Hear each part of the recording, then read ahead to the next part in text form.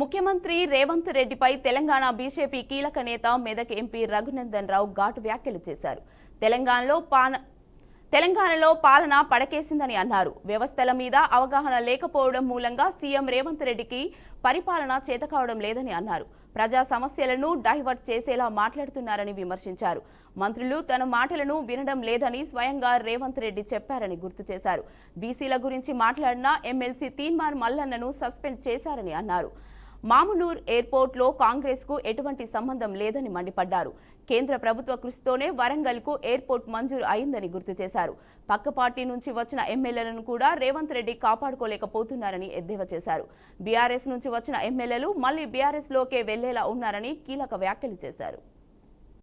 BC కులగణనకు సంబంధించి report వస్తే మాట్లాడిన బీసీ ఎమ్మెల్సీని తీసి బయట వారేస్తాడు. 6 మంత్రి పదవులు ఖాళీగా ఉంటే మంత్రుల్ని నింపుకునే చేత కాదు. ఆఖరికి బతిలాడి చేర్చుకున్నటువంటి టీఆర్ఎస్ ఎమ్మెల్యేలు మొన్న ఒక ఆయన కంప్లైంట్ ఇచ్చిండు. నాకు నవ్వాలను ఏడవాలని అర్థం కాలేదు.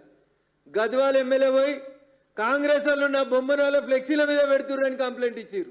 గద్వాల ఎమ్మెల్యే పోయి ముఖ్యమంత్రితోటి కండువా కప్పించుకున్న గద్వాల ఎమ్మెల్యే పోయి పోలీస్ స్టేషన్లో కంప్లైంట్ ఇచ్చి కాంగ్రెస్ పార్టీ వాళ్ళు నా బొమ్మను తీసుకుపోయి ఫ్లెక్సీలో పెడుతుర్రని పోలీస్ స్టేషన్లో ఎఫ్ఐఆర్ నమోదు చేయించారు.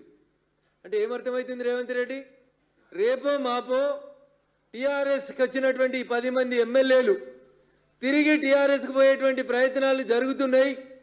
నీ ప్రభుత్వాన్ని కూల్చేందుకు కుట్ర జరుగుతుంటే అటెన్షన్ డైవర్షన్ కోసం కిషన్ రెడ్డి గారిని తిడుతున్నావు తప్ప కిషన్ రెడ్డి గారికి నీకు పోలిక ఎక్కడిది? నమ్మిన సిద్ధాంతం కోసం చిన్ననాటి నుంచే భారతీయ జనతా పార్టీలో పుట్టి పెరిగి ఎదిగి ఈ పార్టీ కోసం దేశం కోసం పనిచేస్తున్న నాయకుడు కిషన్ రెడ్డి గారు. నీలాగా పదవుల కోసం అవసరాల కోసం పార్టీలు మారి ఏ పార్టీ నాయకత్వాన్ని అయితే బాగా తిట్టినవో అదే పార్టీలకు ముఖ్యమంత్రి కాలేదు. కిషన్ రెడ్డి గారు సౌమ్యుడు, మంచోడు, నిరంతరం ప్రజల కోసం పనిచేసేటువంటి నాయకుడు. ఆయన తిడితే ఏమొస్తుంది? ప్రాజెక్టుల మీద చర్చకు రమ్మని నేను 4 సార్లు అడిగిన మీ కాంగ్రెస్ పార్టీని. దేని మీద వస్తారు? మళ్ళీ నిన్న మీ పిసిసి ప్రెసిడెంట్ కూడా మాట్లాడుతున్నాడు ఐటీఐఆర్ గురించి. జరేందో చెప్పుర్రా ఐటీఐఆర్ తీసుకురాండి.